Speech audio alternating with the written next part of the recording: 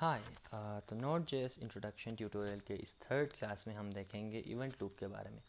अभी तक हमने अपना फर्स्ट प्रोग्राम नहीं लिखा है and I think this is an important thing to cover before writing our first program. तो आज हम देखेंगे इवेंट लूप को।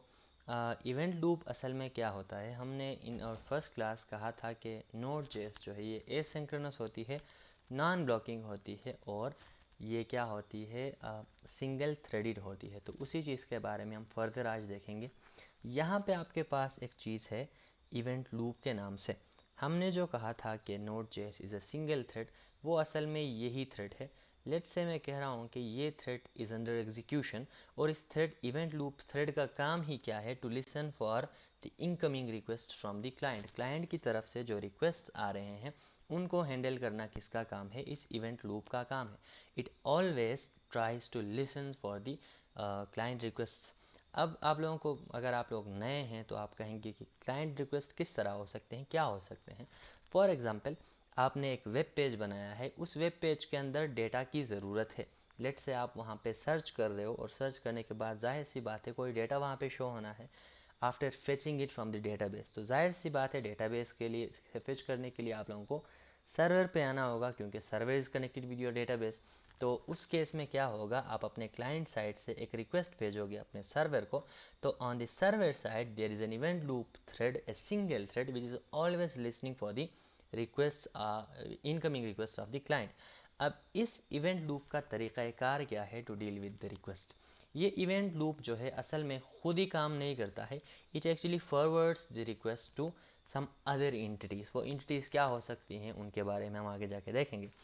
अब लेट से कोई रिक्वेस्ट आती है तो ये इवेंट लूप जो है ये उस रिक्वेस्ट के नेचर को देखेगा कि क्या किस किस्म का वो रिक्वेस्ट है। फॉर एग्जांपल, अगर कोई IO रिक्वेस्ट आई है तो जाहिर सी बात है इस चीज़ का मेन ऑपरेटर कौन है, आपका OS है। तो ये क्या करेगा, ऐसे रिक्वेस्ट को फॉरवर्ड कर देगा to our operating system. Likewise कोई रीड राइट ऑपरेशन हो, कोई नेटवर्क रिक्वेस्ट हो, तो उस केस में, उन सारे केसेस में क्या होगा, आपका जो इवेंट लूप है it will forward our request to our operating system and then the operating system will deal with that request. Sometimes आपके पास ऐसे काम आ सकते हैं विच आर मोर कॉम्प्लेक्स, और समटाइम्स ऐसे भी काम आ सकते हैं, रिक्वेस्ट आ सकते हैं जहाँ पे ऑपरेटिंग सिस्टम का इतना ज़्यादा कोई रोल ना होता है। लेट से मैंने आपने एक ऐसा रिक्वेस्ट किया है कि इंक्रिप्शन का मैंने कोई रिक्वेस्ट किया है, तो लेट से इंक्रिप्शन के लिए आपने पूरा लंबा चौड़ा कॉम्प्लेक्स कोड लिखा है, तो उस केस में आपको ऑपरेटिंग सिस्टम की कोई इन्वॉल्वमेंट की ज़रूरत नहीं है।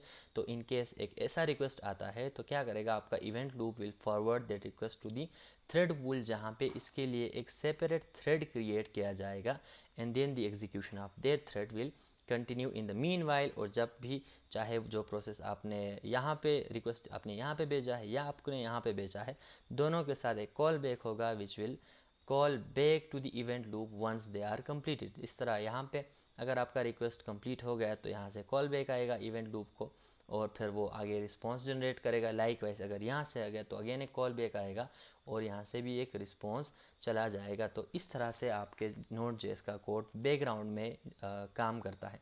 मेन चीज़ आपके पास क्या है, आपका इवेंट लूप है। बस ये हमेशा सिंगल थ्रेडेडली काम करता है, ये एक थ्रेड होता है which is always listening for the clients request. तो बस ये चीज़ है। ज़्यादातर मैंने यूट्यूब में देखा कि बड़े लंबे चौड़े कंप्रिहेंसिव लेक्चर्स इसके ऊपर हैं, बट आई थिंक इतना इनफ है आप लोगों के लिए, हम सब के लिए, to understand. And now we should move on to our coding stuff. और तो नेक्स्ट क्लास में हम इंशाल्लाह नोड जेएस के अंदर अपना फर्स्ट प्रोग्राम लिखने की कोशिश करेंगे।